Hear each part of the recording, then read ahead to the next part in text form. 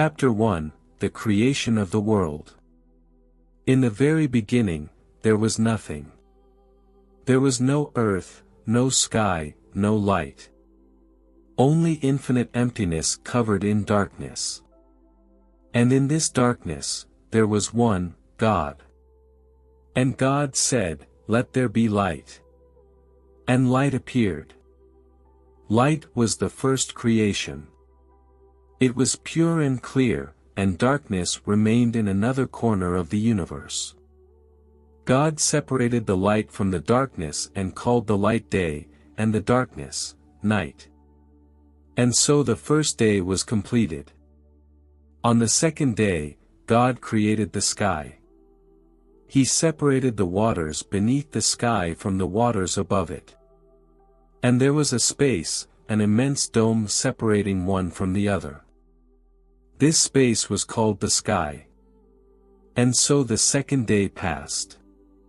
On the third day, God decided to fill the earth with life. He said, "Let the waters under the heavens be gathered together in one place, and let the dry land appear."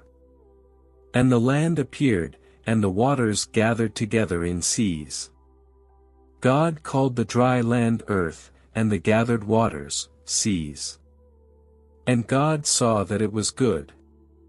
Then he said, "Let the earth bring forth grass, the herb that yields seed, and the fruit tree that yields fruit according to its kind."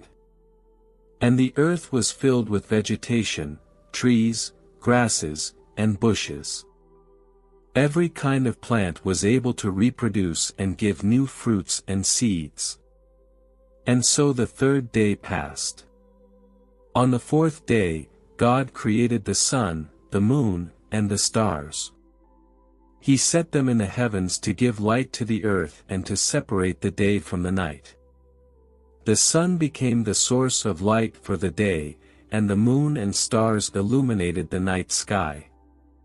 This was necessary so that the seasons, days, and nights could cycle, and life could continue. And so the fourth day passed. On the fifth day, God said, "Let the waters abound with living creatures." And God created fish to fill the seas and oceans. Then he said, "Let birds fly above the earth across the face of the firmament of the heavens." And birds appeared in the sky. God blessed them, saying, "Be fruitful and multiply, fill the waters in the seas, and let birds multiply on the earth." And so the fifth day passed.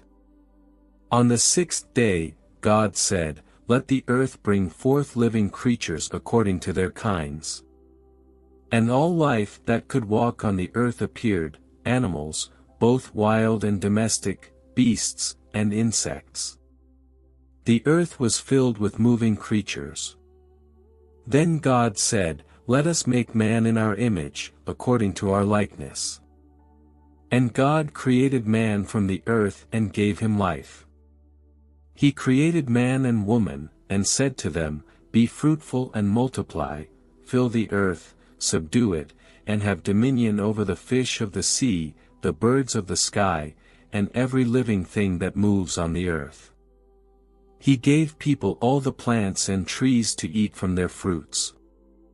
Everything was given to them for life. And God saw that everything he had made was very good.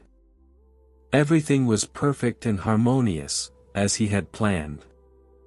On the seventh day, God rested from all his work, having completed the creation.